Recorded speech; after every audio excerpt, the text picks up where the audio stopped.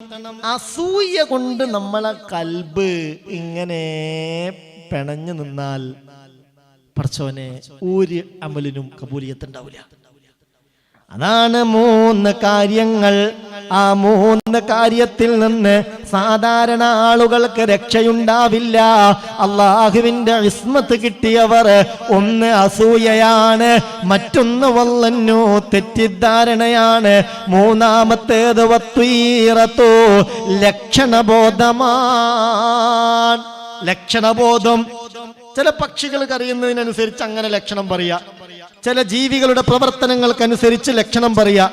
ഇങ്ങനെ ലക്ഷണം പറയുന്ന ആളുകൾ ഈ ലക്ഷണബോധം സ്വാഭാവികമായും അള്ളാഹുവിന്റെ ഇസ്മത്ത് കിട്ടിയ ആളുകൾക്ക് മാത്രമേ അതിൽ നിന്ന് രക്ഷപ്പെടാൻ കഴിയൂ എന്ന് അഷ്റഫുൽ ഖൽഖ് മുത്ത് മുഹമ്മദ് മുസ്തഫ സല്ലല്ലാഹു അലൈഹി വസല്ലമ തങ്ങൾ പഠിപ്പിച്ചിട്ടുണ്ട്.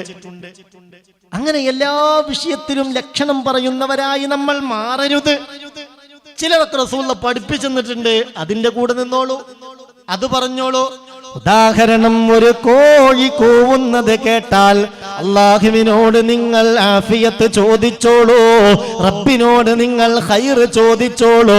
ലിഅന്നഹാ റഅത് മലകാ, ഒരു മലക്കിനെ കണ്ടിട്ടാണ് കോഴി കൂവുന്നതെന്ന് ഹബീബായ മുഹമ്മദ് മുസ്തഫ സല്ലല്ലാഹു അലൈഹി വസല്ലം. അപ്പൊ നമുക്ക് പറയാ, കോഴി കൂവുന്നത് കേട്ടാൽ ഇവിടെ എവിടെയോ റഹ്മത്തിന്റെ മലക്കുകൾ ഉണ്ട് എന്ന് പറയാ, അത് റസൂലുള്ളാഹി പഠിപ്പിച്ചതാണ്.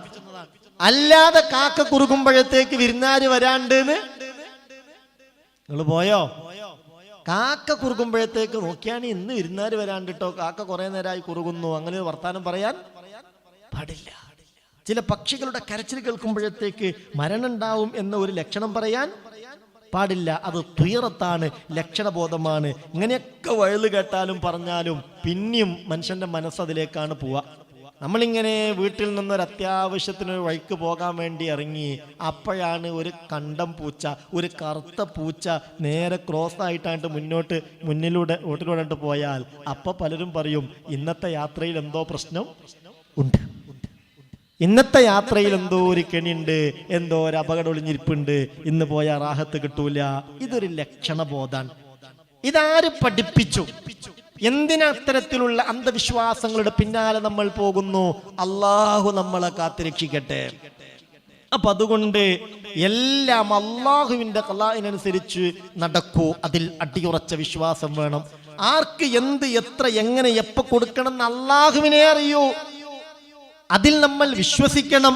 അൽ ഖൈർ, അതാണ് അൽ ഖൈറു വശർറു ജമീഅൻ മിൻ ഖദർ മാലിൽ ഖലായിഖി അൻ ഖലാഇൻ മിൻ മഫർ ലകിൻ അലൈനാ വാജിബുൻ അൻ നതമിർ ബിഅവാമിരിൻ വൽ ഇംതിഹാ അമ്മാ നുകിർ. അല്ലാഹു കൽപ്പിച്ചതിന്റെ പിന്നാലെ കൂടണം, ഒഴിവാക്കാൻ പറഞ്ഞത് ഒഴിവാക്കണം.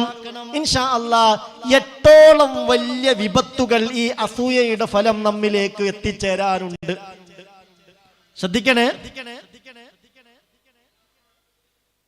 അസൂയയുടെ അനന്തരഫലമായി 8ഓളം മുസീബത്തുകൾ വന്ന് പിടിപെടുമെന്ന് മഹാന്മാരായ ഉലമാ രേഖപ്പെടുത്തിയിട്ടുണ്ട്. അസൂയയുടെ ആപത്തുകൾ, അസൂയാലേക്ക് വന്നുപെടുന്ന, ഞാൻ ഒരാളോട് അസൂയ വെച്ചാൽ എനിക്ക് പിടിപെടുന്ന 8 ആപത്തുകളുണ്ട്. അതൊന്ന് കൃത്യമായി പഠിച്ചാൽ ഒരു പരിധിവരെ നമ്മളെ മനസ്സിനെ നിയന്ത്രിച്ച് ശുദ്ധീകരിക്കാൻ നമ്മൾ ശ്രമം നടത്തും ഇൻഷാ അല്ലാഹ്.